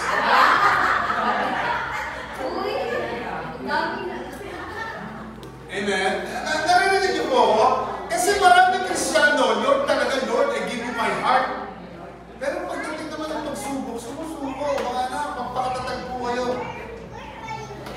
Vitamins yan. Ako natuto na ako dyan, Lord, salamat sa vitamins. Salamat, Lord. Alam ko, kakayanin ko ito kasi kasama mo ko. Kasama kita. Tama? Tanda niyo po, every time na may pagsubok, difficulties, trials tayo mararanasan. Pero pilit mo nilalagpasan, nakasama si Jesus. You have that courage to believe in His name. In the name of Jesus, then, yung perseverance, madidevelop mo. Amen. Are you listening? Kaya rin niyo po? Madidevelop mo yan. So, because you have the courage to believe, then, Faith produces perseverance. Amen. Yung pananampalataya, yung faith. Kaya maraming tao sabi nila, may faith ako kay Lord. At tandaan mo mo, look at me. Ang faith matetest pag may trials ka. Amen. Hindi yan matetest kapag sagana ka. Ang dahil mong pera, sagana ka, walang may sakit. Matetest ba faith mo na? Hindi. Ang testing ng faith kapag may trials. Amen. Si Bartimaeus, pinigilan sumigaw. Pero lalong nagsusumigaw. Tama? Why? Kasi may gusto siyang makamit sa buhay niya. He wants to change his life. So kung gusto mo magbago ang takbo ng buhay mo, kailangan may faith kang matindi. Mas gusto niya mabago sa buhay niya, gusto niya magkaroon ng kagalingan. At alam niya ang Panginoon na magbibigay nun. So tinawag ka na ni Lord, nandiyan ka sa leadership, gawin mo na yung part mo. At kaya kahit namin pumipigil sa kanya, lalo niya pa nilakasan eh. Amen. Kasi yung faith niya nagpo-produce ng courage. Tama? Kaya marami hindi tumatagal sa pagsubok kasi yung faith nawawala pag may pagsubok na. Yung courage nawawala, tama? Amen? So itong si Bartimaeus, lalo niya sinigawan, lalo niya nilaksan yung boses niya. At meron kasi siyang vision eh. Alam niya, itong Jesus na to. Kahit hindi ko pa siya nakikita, pero narinig ko yung pangalan niya. Pagkakataon ko kasi dadaan eh. Tapos sa oras ko. Wait lang, okay? Kaya kahit na maraming problema, hindi ka kinakain ng emosyon. Dahil alam mo sa vision, dapat may passion. So, kung wala kang passion, wala talaga. Alam niyo po yung mga leaders ko sa church sa Abu Dhabi, kagaya ni Christina may sa Kabigab, ang lalaki ng mga cell group niya. Grabe mga passion niyan, dalawang yan. Biyaya ng Diyos sa akin yun, si Tinay, sa kanyang si Gab. Gumagamit buhay ko sa pagpapastor dahil sa kanila. Amen? Amen po, andyan po ba kayo? So kahit na maraming problema, huwag ka magpadala sa emosyon mo. Kaya maraming emosyon eh, kasi hindi ka pati foundation kasi. Walang devotion, pati foundation lang, kaya emosyon. Amen? Sabi sa katabi mo, parang ikaw yun na. Tama? So dapat po, you have the courage to believe. Kagaya ni Bartimaeus, sabi sa katabi mo, you have the courage to believe. Number 2, kasi nga, meron ka ng courage to believe, dapat meron kang desperate heart. Tama? Alam yung desperate heart? Kasi dapat desperado ka na makamit mo ang gusto mong pagbabago. Gusto mo masaya sa buhay mo, gawin mo yung pinagagawa ni Lord sa'yo. Ganun lang kasimple yun. So, ano ginawa ni Jesus? Ano ginawa ni Jesus sa atin? Di ba, nagpapako siya sa cross para lang bayaran ang kasalanan mo. Ngayon, yung tanong, ito yung tanong. Ano madali? Mag-win ng soul o magpapako sa cross? O, kasi mag-win tayo. Ano kayo sabihin ni Lord? Sige, ako mag-win ng soul, ikaw magpapako. Okay, di ba yun? Mag-win na lang ako ng soul. Tandaan niyo si Jesus namatay for everyone. Amen? You must be desperate to know Christ. And we are not desperate in this life eh. Diba? Hindi tayo desperado sa ginagawa natin. Dapat po desperado tayo. Then number 3, you will never stop praying. Prayer can move mountains. Tama? Ano man ang kalagayan mo, prayer can move mountains. At sabi po ng 1 Thessalonians 5:16-17, pray without ceasing. Kami po ni Pastor Grace, baka hindi nyo nagagawa, gawin nyo ha? Bago kami buba ng kama, nag-pray na kami yan. Hindi kami bababa ng kama na hindi kami nag-pray. Sa umaga, kahit nandito siya, nandun ako sa Abu Dhabi, ganun ang ginagawa namin. Baka mamaya, nagising na kayo, nagpunta na kayo sa trabaho niya, di ba lang kayo nagpasalamat kayo? Saka yung prayer nyo, habaan nyo, Pastor, ang pasok ko sa 8 o'clock wala na po akong time Bakit ang oras ko nagising? 7:45. Wala na talagang time. Magbigay ka ng time. Si Pastor Agis, alas 3, gising na yan. Si Pastor Rafael, gising na yan, alas 3, nagde-devotion na. Kasi kahit sa Abu Dhabi ako, nagme-message yan, alas 3.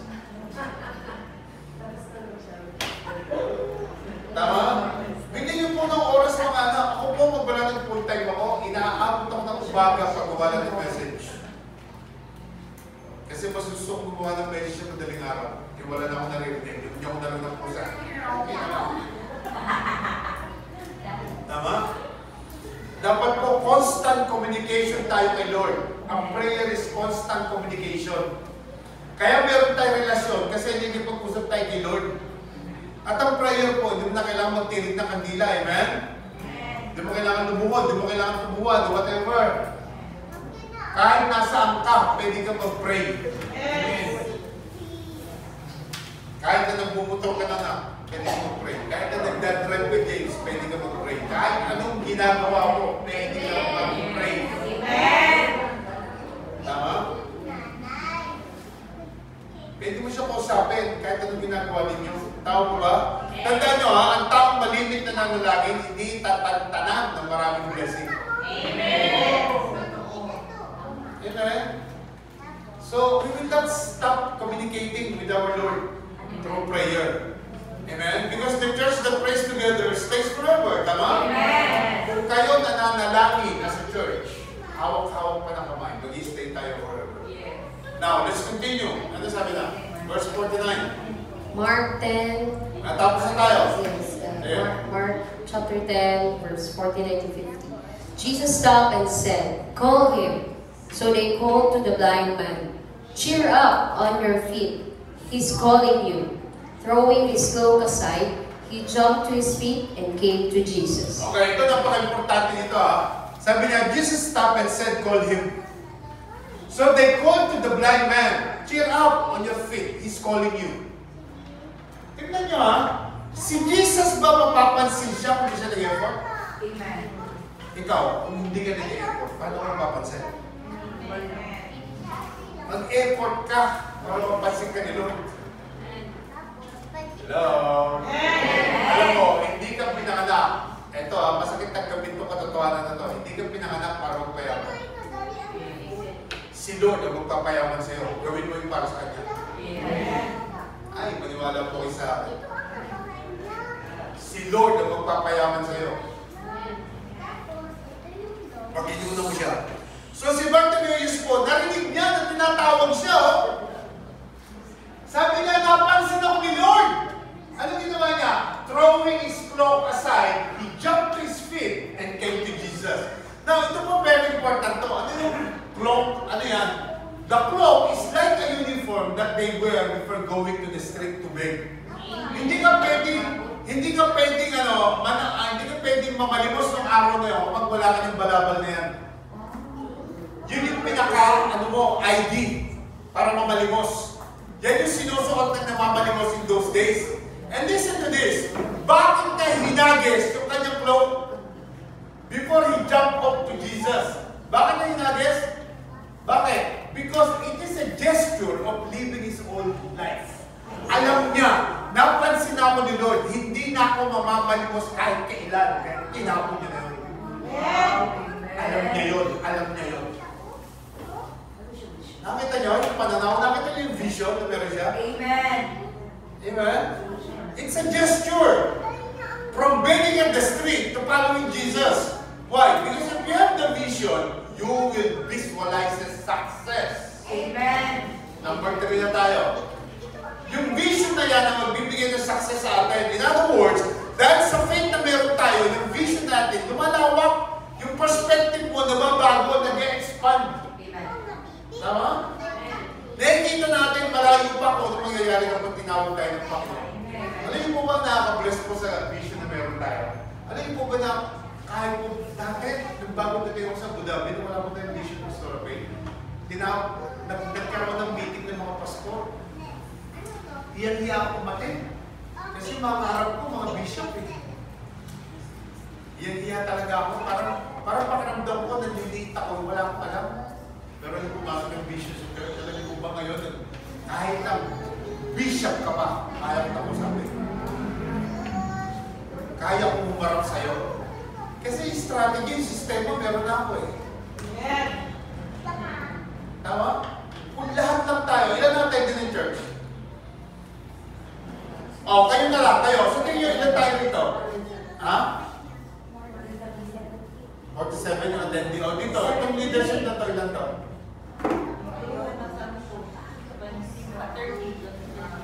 30. Listen to me, listen to me. Kayo lang 30. Mga anak, listen. Kayo lang 30. 30 kayo, tama? Magdala kayo ng tigagalawa. Kayo lang. Meron kayo 60 plus pagdating nyo rito. Ang problema lang, wala tayong nabivisualize sa success. I-visualize yung success nyo. O, pastor, di namin kayo dalawa. O, isa na lang. O, di meron kayong 30. Susunod. Nakikita niyo po? Ganun ginagawa namin doon. Amen? In other words, dahil sa faith na meron ka, yung vision, lumalawak, yung perspective mo na babago, nabivisualize mo na pag ako nag-invite, dadaming tao sa church, gagawin ko na simbahan natin. At paggagamit ka, alam niyo, nagdala ka ng bago rito, tapos nung una, hihiya ka. Pagdating ng oras, nakikita mo, nagtataas na ng kamay, nakakatuwa yun. Tapos tights and ovary, tumatayo na rin siya. Nakakatuwa yun. Alam mo na lang, sasabihin mo kay Lord, Lord, salamat, ginamit mo ko sa tao ito. Salamat, Panginoon, ginamit mo ko sa tao ito. Tama? All glory belongs to God, ha? Hindi mo pwede na, Lord, ako nagdala dyan, Lord, ha? Ako, ha? Alam mo na. All glory belongs to God. Tama? Okay? So sa madaling salita, kapag na-visualize mo yung success, ang kanyang mga galaw, hindi mababaw. Tingnan nyo. So ikaw, gagawin mo yung vision kahit na walang nakakita. Kahit na bulag siya, alam niya ginagawa niya, malaki ang pananampalataya niya sa Panginoon. Amen? At alam ni Jesus, mga anak, kapag malalim ang pananampalataya mo, kasi iba ang galawan mo. Tama? Kaya nga si Bartimaeus, ang kanyang mga galaw, hindi mababaw. Amen? Tingnan niyo ang katabi mo, paano ba mga galawan na? Tingnan mo. Baka mamaya Facebook niya, pali TikTok, ha?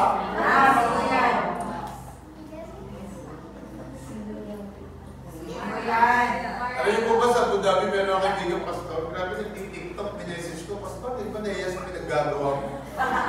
TikTok niya, pastor. Pasensya na, pastor, ha? Gusto lang kitang tablahin ngayon. Hindi maganda yung ginagawa mo, nakikita mo ng congregasyon mo eh. Si Abante, kilala niyo? Si Abante? Bishop yun. Yung natalo na ngayon, yung kwad ko. Yung gusto i-paint si Sarah. O ngayon, hindi nga siya talo. Kasi, pastor, bishop ko na pinagsasabi doon sa quad comba. Yung mga lumalabas sa bibig niya. Amen? Andiyan ba kayo, mga anak? Yes! Tama? So, dapat mo yung galawan natin, hindi na mababaw. Tama? Dapat malalim ka na. Dahil leader ka na sa bahay. At alam nyo, kaya nga merong naunang na una. Kasi iba, matatagal na sa church. Ang babaw pa rin. Meron namang bago pala, grabe, lumalim. Amen? Depende sa iyo, choice mo yan eh. Your choice today will take you to your destiny. Amen? Dapat role model tayo. So number 1, character formation. Yan, importante sa lahat. Kaya kailangan ma-born again ka. Hindi ka lang inform, pero transform. Dapat ang buhay mo transform. Si Bartimaeus po, na-visualize niya yung bagong buhay kapag napansin siya ni Jesus. Alam niya yun. So, from shouting for help to shouting the name of Jesus, tama? Amen? So, same with us. Kung nabivisualize mo na gagamitin ka ni Lord, dapat may nababago sa iyo across the board. Hindi ka lang Kristyano kapag naandito. Kristyano ka rin kahit sa palengke ka. Kristyano ka rin kahit na hindi ka pinapatawag kung binibilan mo ng gulay. Amen? Tama? Dahil ko sinasample sa mga taga Abu Dhabi pagbabakasyon. Baka naman mamaya, pag uwi mo ng Pilipinas, nakita mo doon sa duty free, may 3 black label, may kasama ng bag, may kasama ng payo, baka bumili ka pa. O ngayon, nag-upgrade sila, nadaanan namin yung Pastor Grace. Yung 3 black label, may kasama ng trolley. Yung pambiyahe, trolley. Upgraded, di ba? So sinasabi ko lagi sa mga tao ng babakasyon, baka mamaya, dahil walang nakakita sa'yo, bibili ka pa niyan. Amen? Dapat may character formation po mga anak. Tandaan nyo, visualization of your success is very, very powerful yan. So, magtatayo ko na magtatayo ko na cell group simula ngayon. At bago mag-December, Lord, meron na ako 10 solid dyan sa cell group ko. Ginagawa mo na dapat yan. Para magtatayo ka lang ng bahay, bibili kayo ng bahay, di ba kayo mag-asawa? Kasi, yung mag-asawa, bibili sila ng bahay. Bibili ako ng bahay, bili tayong bahay. Kailangan may goal tayo, ano yung goal natin? So sa halip na Starbucks, 3-in-1 na lang. Walang nakasakay sa sinabi ko. So sa halip na Starbucks, 3-in-1 coffee na lang. Sinasa sa shade. Sa Tibarley, stick na lang. Oh. So ibig sabihin, tipid. Amen? So number 2, obedient heart. Stick na lang. Character formation, obedient heart. Pag sinabi obedient heart, we need to obey His word. Tama? We need to obey all His instruction. Most especially yung mga leader nyo, yung mga pastor nyo, pag may sinabi, sundin nyo. Alam nyo, kami mga pastor, alam nyo kung ibang plano, kung di lumagubay, wala naman yung mapay. Ilan naman gusto namin eh, kung ayaw din lumago, eh, di ba ala kayo sa buhay nyo? Tama? Ang dami na tayong problema, dadagdag pa kita. Kaya ginagawa namin para sa iyo. Tama? Akala niyo po madali sa mayurito at maggawa ng message? Ay, nako. Hindi po madali yan. Yung mga leader ko, pag i-assign ko, aabutin pa sila ng 3 linggo para lang makabuo ng karahating message. Eh kung ikaw tumatayo every Friday, di ba? Hindi po madali. So, meaning, kapag meron tinuturo sa inyo, isang buhay niyo mga anak. Tandaan nyo si Bartimaeus, yung mga galaw niya, hindi nyo mababaw. Why? Because meron siya character formation, meron pa siya obedient heart. Then number 3, meron siya life restoration. Kaya nga tayo, Life Harvest Restoration Church. Kasi ang gusto natin, ang mga tao, dumating dito na mabago yung buhay nila ma-restore sa original plan ni Lord. Tama? So do not dwell in the past. Yung nakaraan, tapos na yun. Stand firm in your newfound faith. Tama? Amen? Tignan mo yung katabi mo. Tignan mo. Mukha ba siya God's image?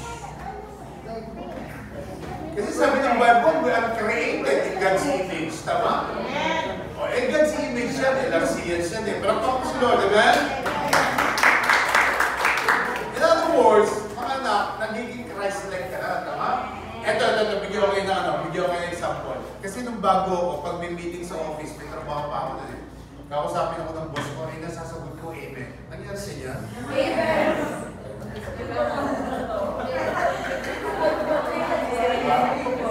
May sasagot nyo, amen. Tama? Pero sa halip na, yes sir, okay lang sir. Amen ang sagot mo, tama? Yung dating good luck, God bless na. Nasasabi mo yung praise the Lord? Di ba hindi mo nasasabi yan? Kasi nagkaroon ka na ng pagbabago eh. Na-restore ka na sa original plan ni Lord. Dati, bulaklak ng dila po mura. Ngayon, hindi ka na nagbumura. Tama? Hindi nagbumura pa ba rito? Kaya sumali kami ng basketball na 3 beses nag-champion yung church, di ba? Inter-church yun. Pero hindi nakashoot, nagbumura pa. Sabi ko, fake to. Punta ka mo yung inter-church eh, hindi nakashoot, nagbura. Yung mga church yun, magkakalaban. Amen? Napakabuti nila, 3 beses tayo yung champion doon. Yung prize money nila, iniipon, madadala doon sa takro. Hindi yung mga disciples natin doon, no? Yung volleyball team natin, mga babae, hindi natalo, 5 laro, yung championship, panalo lahat. Yung cash money nila, nilagay doon sa, para sa takro. Nagtatayo na tayo ng building sa takro. Ang maganda sa atin, maliit na church lang tayo, pero lahat ng venue natin dito, may sariling building, wala na akong upahan. Yung Leyte natin, yung Leyte, may sariling building na. Amen? Maganda sa atin, mga anak, may tayo ng upahan. Tama? Okay, lahat ng tulog na, shout amen! Amen!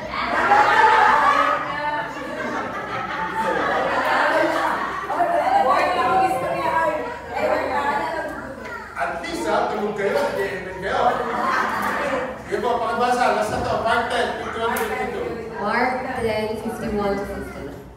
"What do you want me to do for you?" Jesus asked him. The blind man said, "Rabbi, I want to see you." "Go," said Jesus. "Your faith has healed you." Amen. Immediately he received his sight and followed Jesus along the road. Ito napaka-tindi itong verse na to. Alam mo ba dito? Tinanong siya. Di ba? Tinanong siya ni Jesus. O sige, napansin siya, tama? Dali niyo siya sa akin. Napansin na siya kasi sumigaw nga siya. Kasi nag-effort siya, tama? Ito ang sabi ni Lord, "What do you want me to do for you?" Ikaw na, kapag tinanong ka ni Lord, ano ba tinanong ka? What do you want me to do for you? Sige, isip-isip lang. Ano gusto mong sabihin? Kasi itong si Bartimaeus, pwede niya naman sabihin, "Lord, bigyan mo ako ng 5 million para makapagpa-doktor ako." Tama? Kasi nagtatanong si Lord lahat yan, open ano na yan. Open question niya na kailangan may sagot ka kasi napansin ka na ni Lord. Pag napansin ka ni Lord, kung ano yung gusto mong gawin sa buhay mo, ibibigay niya. Ang sabi niya, the blind man said, "Rabbi, I want to see." Isipin mo, the King of all kings, the Lord of all lords, the God of all gods, the Lord of the universe, tinatanong ka, anong gusto mong gawin ko sa'yo? Sobrang laki niyan, grabe. Tama? At nung sinabi niya, "I want to see," "Go," said Jesus. "Your faith has healed you." At ang sabi niya, yung word na immediately, pinanganak siyang bulag from birth immediately. Grabe, wala pang 5 seconds nakakita siya. Amen. Nakita niyo? Nakita niyo po kapag ang tao may vision? May vision ng church. Ano gusto mo gawin sa inyo, Lord? Tama? Ang gusto niya lang makakita. Para lang makita niya yung vision. Para makita niya yung katotohanan. Bulag yun. Ikaw may mata. Nakakita ka. Tama? Kaya nirecommend ko kayo ngayon. Gusto niya magkaroon ng buhay na pagbabago. He needs for a breakthrough in his life. Ayan. Sabi niya, "What do you want me to do for you?" Hinawakan na yung mata niya. Ang makakita siya at magkaroon ng vision, isang malaking breakthrough na para sa kanya. Kaya yung tanong, gusto mo ng breakthrough sa buhay mo? May vision tayo, mga anak.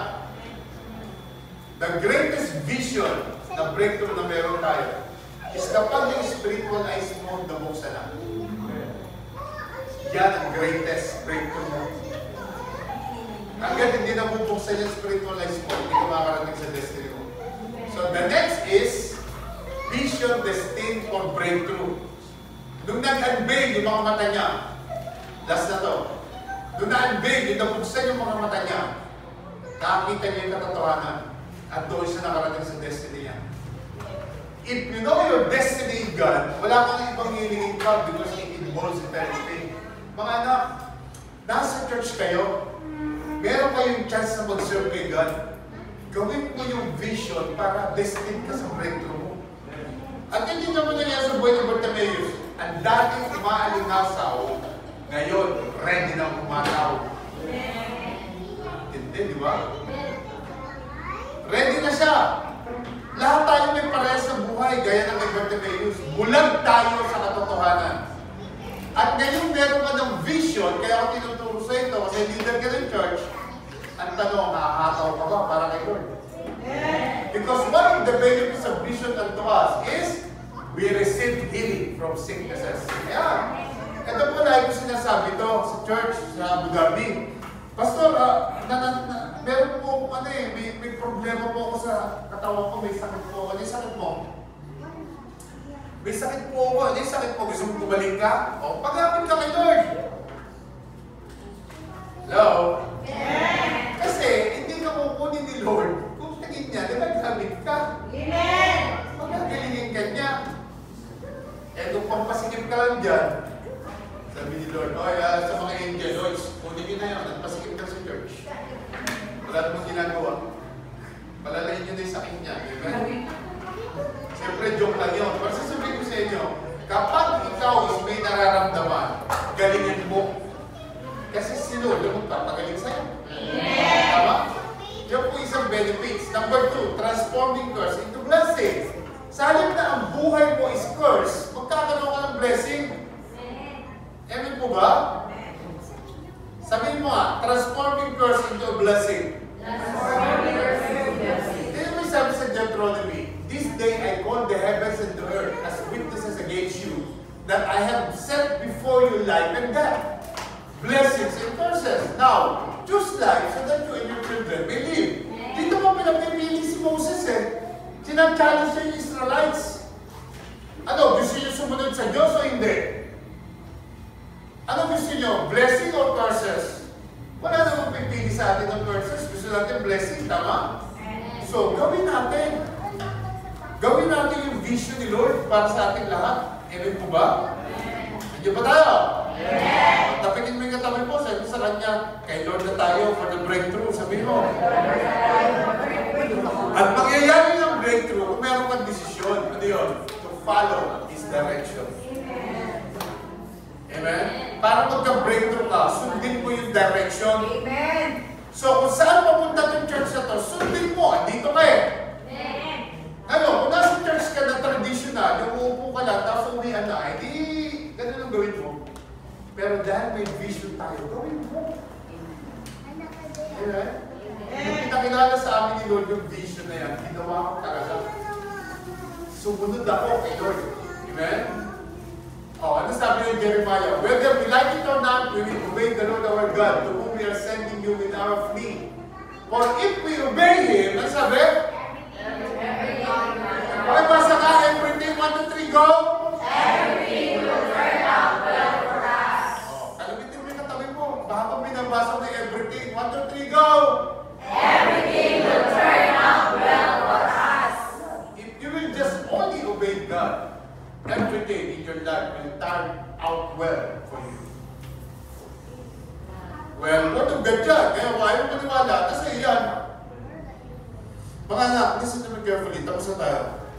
Gusto ko lang po sabihin sa inyo tonight, dahil kayong mga leader ng church, itong mentorin natin na to, kakaiba kasi face-to-face eh.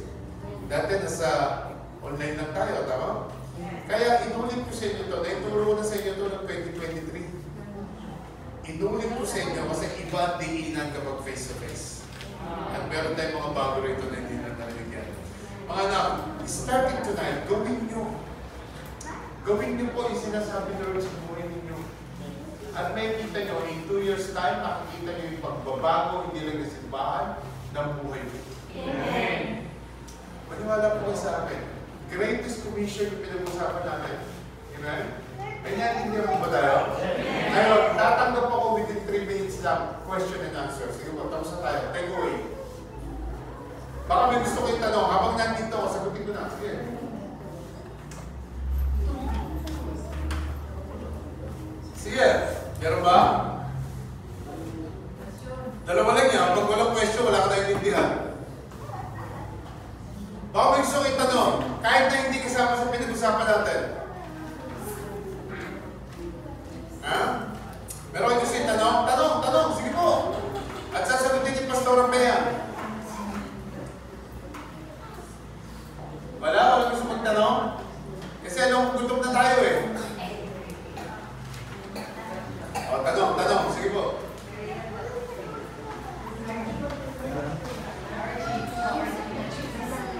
Archie, may tanong ka? May naintindihan ka pa sa mga pinag-usapan natin. Balik ka dito, Archie. Balik ka. Hindi accidenting nandiyan ka. One day, yung mga kapatid mo sama mo rito. Sunday nung umaga na ito. Wala. Dito daw sa ako yan.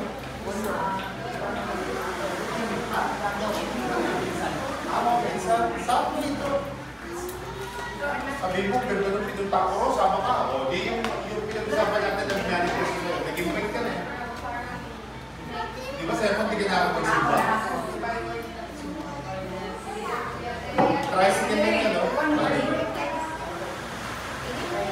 Ha? Huwag mo i-try, gawin. Balik ka rito, 9 o'clock. Sunday, ha? Punta ka rito.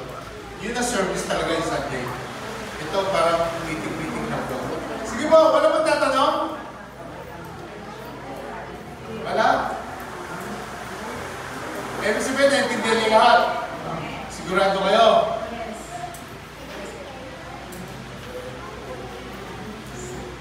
Yung magtatanong, unang tatayo para kumain.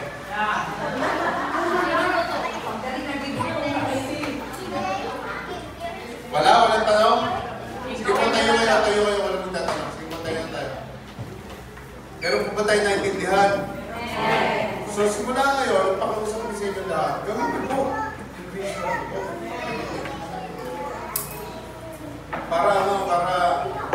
Kaya nga namin ginagawa natin na mayroong kainan, kami may maganito, kasi pagpalinaw ng vision yan. Kasi pag walang kainan, malabo ang vision. Malabo pa sa sabaw na puset na adobo.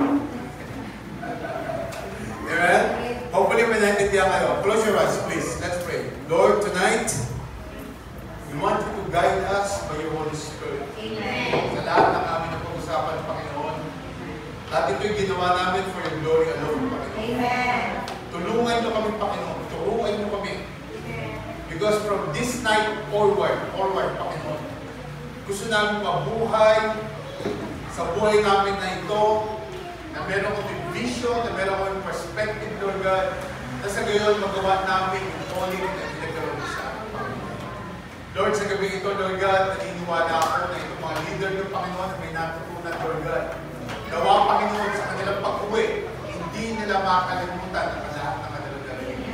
Bagkus, Panginoon, gawin nila ito, Panginoon, for their future. Gawin nila ito, Panginoon, whatever trials or difficulties sa kanilang pinagdadaanan. Alam nila, Panginoon, na kasama ko sila, Lord God, kasama ka nila, Panginoon, at hindi sila titigil, hindi sila mag-i-stop. Hindi nila isusuko ang pananampalatayang meron sila. Dahil alam nila, Panginoon, na ang pagmamahal namin sa inyo is makaka-apekto ng todo-todo sa pananampalatayang meron kami, Panginoon. Lord, kayo po ang potter, kami ang clay. Kung meron mang mga mali sa buhay namin, itama niyo kami, Panginoon. Meron mang kami mga maling desisyon, itama niyo kami, Lord God. Gawin niyo lahat, Panginoon, para maitama kami at madala niyo kami sa anumang plano niyo sa buhay namin, Panginoon. I want to thank you, Lord, for the leaders of LRC Davao, especially Pastora Pay, Panginoon. I cover them all with your precious blood, Panginoon. From the crown of their head to the sole of their feet, Panginoon. And we rebuke any plans of the enemy. We rebuke any plans to hinder them, to stop them, to make them quit, Panginoon. Sa purpose, sa plano na gusto yung gawin namin sa church ito, Lord God. Panginoon, at bubayan nyo ang mga personal nilang buhay, Panginoon. Lalong-lalo na bigyan nyo sila ng financial breakthrough in Jesus' name. Lord, sa pamamagitan, Panginoon, ng inyong pagpapala, alam namin, Lord God, na matetestify ang inyong goodness and faithfulness sa buhay namin lahat. Sino man ang may karamdaman, in the name of Jesus, we claim your promises to the Bible that by your stripe, we are healed, Panginoon. In the name of Jesus, magaling na kami, Panginoon. In the name of Jesus, sino man ang may sakit sa aming pamilya, magaling na, Lord God. Hallelujah. Ano man ang mayroong problema sa mga relationship namin, aayusin niyo, Panginoon. Na naniniwala kami that you are the God of restoration. In the name of Jesus. Lord God, we claim that you are our provider. So ipoprovide niyo ang kailangan ng inyong mga anak, Panginoon. Salamat, Lord. We claim in Jesus' name financial breakthrough. Lord God, tapusin niyo na ang lahat ng mga utang na meron kami, Lord God. Dahil alam namin, Panginoon, na napakahirap mag-serve kapag meron po kami mga credit, Panginoon. Wala pong imposible sa inyo. Bigyan niyo kami ng pagkakataon na magawa namin ang lahat ng bagay na may desire. Nakagaya po, Panginoon, ni Bartimaeus, Panginoon, kahit na po bulag siya, nakakita siya. Nakakita niya yung bagong perspective na gusto niyong gawin niya sa buhay niya, Panginoon. I-open niyo po spiritual eyes sa mga leaders niyo sa Davao, Panginoon. Na sa gayon, lalo pa po lumaki ang gawain niyo at ma-extend ang inyong tent sa lugar na ito. Thank you po so much for tonight, Lord God. Continue to bless everybody. Let your word be spoken in their heart, Panginoon. I continue to cover this place with your precious blood. And let your protection and let your provisions be in this place and each and every one of us tonight. In the name of Jesus, and everybody will say, Amen. Amen and amen. Amen. Thank you, Lord. Amen. Amen.